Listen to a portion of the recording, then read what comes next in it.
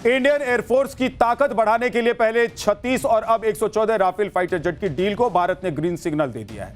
भारत सरकार ने इस डील के लिए फ्रांस सरकार को लेटर ऑफ रिक्वेस्ट जारी किया है। इस डील की एक खास बात आपको बताने वाला हूं और इस एक डील से पीएम मोदी ने एक तीर से कितने निशाने साध दिए हैं वो भी आज आपको बताऊंगा। मतलब भारत के एयरफोर्स की बढ़ती ताकत से सीमा पार पाकिस्तान और चीन पैनिक में तो है ही, लेकिन इधर देश के भीतर भी बेचैनी का माहौल कुछ कम नहीं है बॉस। आपको याद होगा कि 36 राफेल डील पर राहुल गांधी ने घोटाले का कैसा नैरेटिव गढ़ने की कोशिश की थी। 2019 के चुनाव में ऐसा माहौल बना दिया गया था कि देश में गजबे हो गए। मोदी सरकार पर राफेल घोटाले के आरोप लगाए गए। राहुल गांधी छाती ठोक ठोक कर कहते थे कि 30,000 करोड़ का घोटाला हुआ है, लेकिन सुप्रीम कोर्ट में राहुल गांधी का पूरा नैरेटिव खत्म हो गया और अब पीएम मोदी ने भी राहुल के उस नैरेटिव का धुआं उड़ा दिया। इसके बारे में आज आपको डिटेल में बताने वाला हूं, लेकिन पहले देखिए कि यह डील फरवरी में उसी वक्त होने की चर्चा थी जब फ्रांस के राष्ट्रपति इमैनुअल मैक्रोन भारत के दौरे पर आए हुए थे। उस वक्त खुद मैक्रोन ने भी गिनाया था कि भारत को इस डील से कौन कौन से फायदे हो सकते हैं, लेकिन उस वक्त भारत इस डील पर आगे क्यों नहीं बढ़ा था? क्यों यह नया भारत अपनी शर्तों पर डील करता है? किसी के दबाव में या प्रभाव में क्यों नहीं आता है यह Bharat?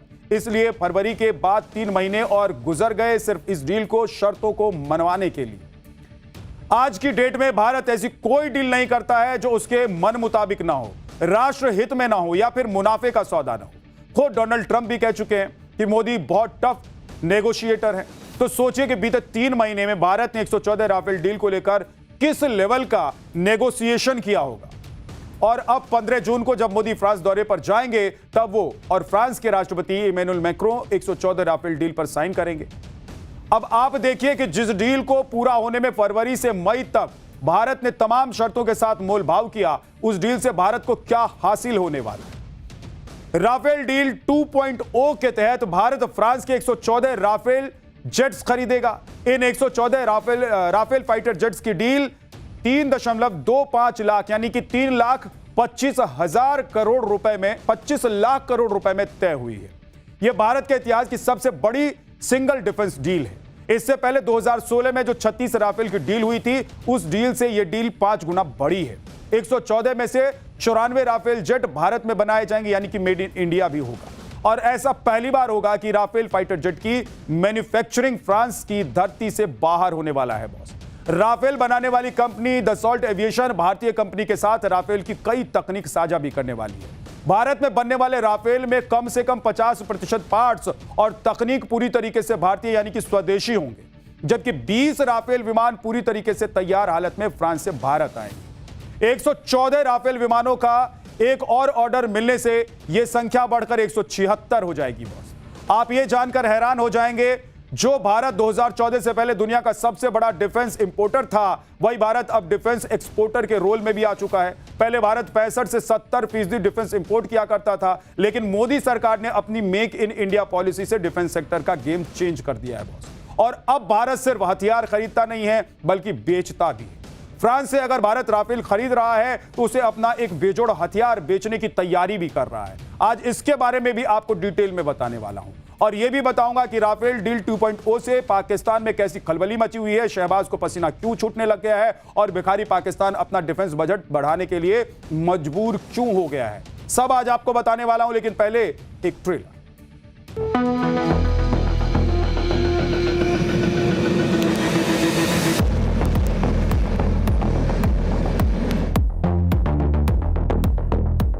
Minister has helped steal 30,000 crores from the defense forces and he has done it personally. Okay?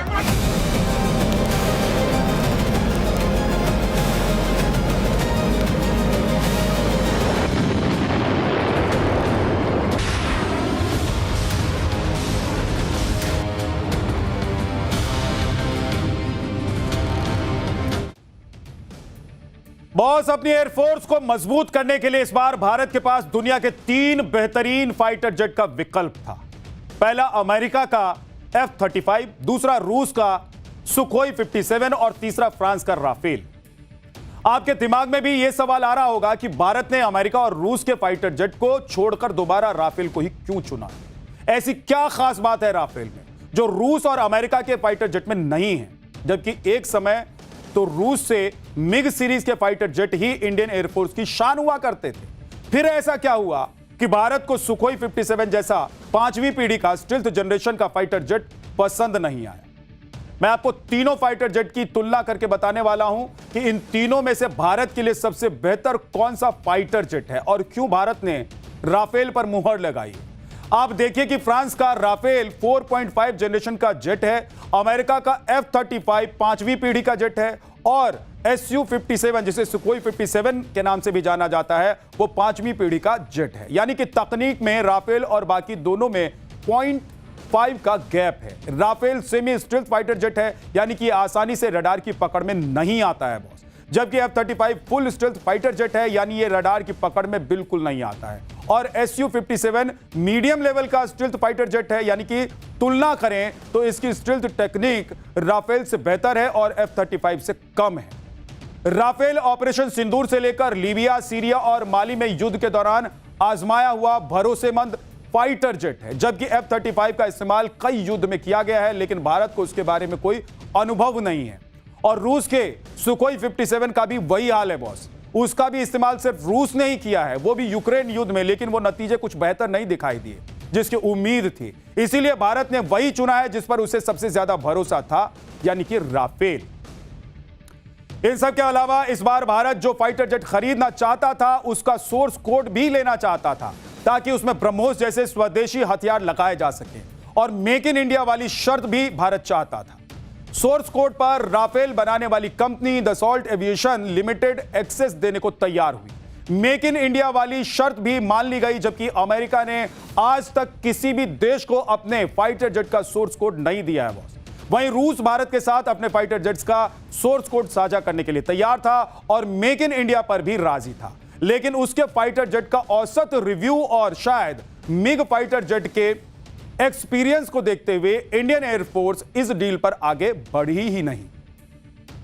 कुल मिलाकर अगर भारत ने राफेल को दोबारा चुना तो सबसे बड़ी बात यह थी कि राफेल इंडियन एयरफोर्स का जाना पहचाना और आजमाया हुआ जेट है।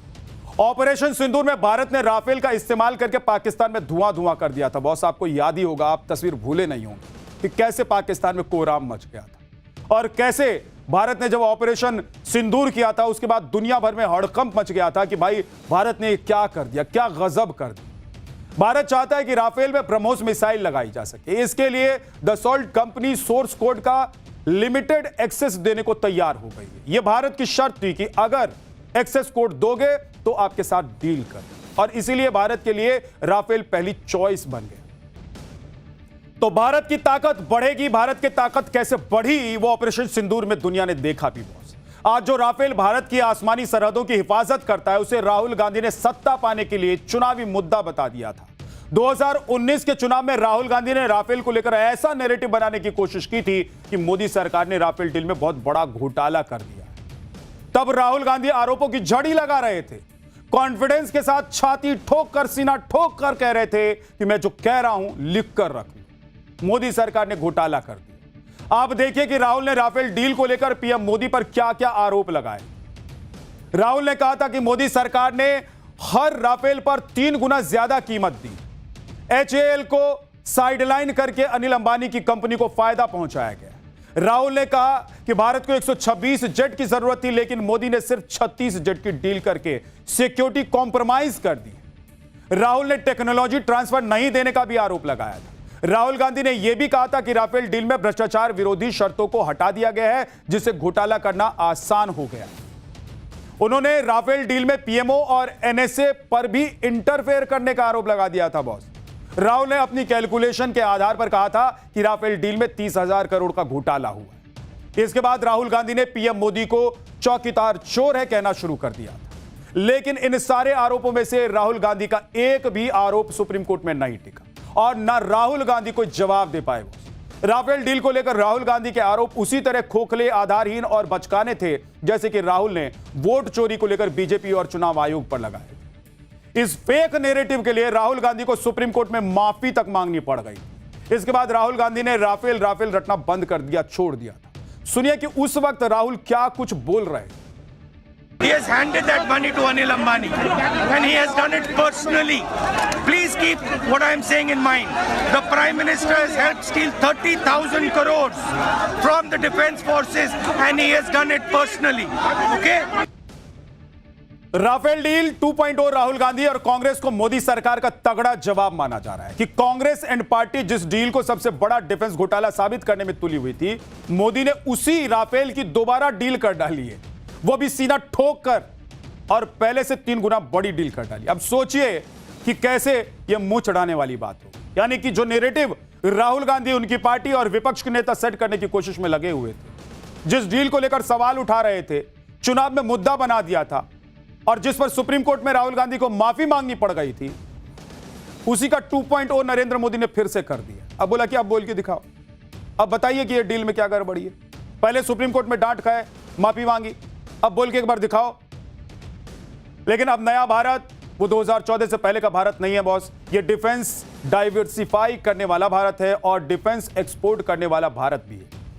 इसके बारे में आगे आपको बताने वाला हूं, लेकिन अभी आप देखिए कि इस बार हम सिर्फ फ्रांस से हथियार खरीदेंगे नहीं, बल्कि हो सकता है कि फ्रांस भी made in India Pinaka multi barrel rocket system खरीदकर अपनी सेना में शामिल हो। भारत के पास ये एक ऐसा बेजोड़ हथियार है जिसकी मारक क्षमता, एक्यूरेसी और स्पीड ने फ्रांस जैसे डिफेंस एक्सपोर्टर को अट्रैक्ट किया है।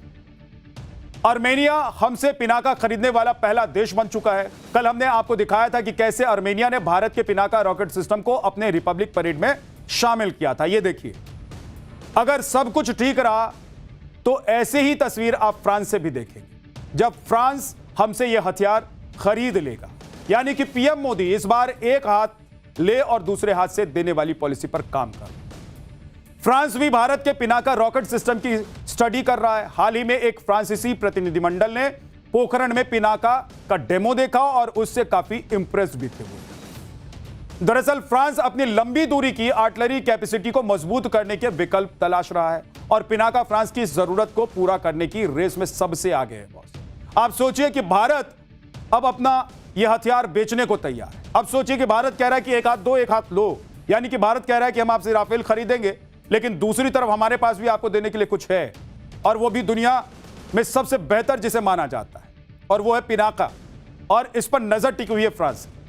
दशकों तक भारत विदेशों से आर्टिलरी सिस्टम खरीदता रहा है, लेकिन मोदी सरकार आने के बाद डिफेंस में आत्मनिर्भर भारत बनने के धड़ाधड़ फैसले लिए गए और आज जमीन पर उसका असर भी दिखाई दे रहा है। जमीन पर जो असर दिखाई दे रहा है उसी से आप ये समझिए कि जो राफेल जिसकी डील फाइनल हो गई है, जिसको ग्रीन सिग्नल दे दिया गया है, वो उसमें 50% जो चीजें होंगी वो स्वदेशी होंगी, भारत की होंगी।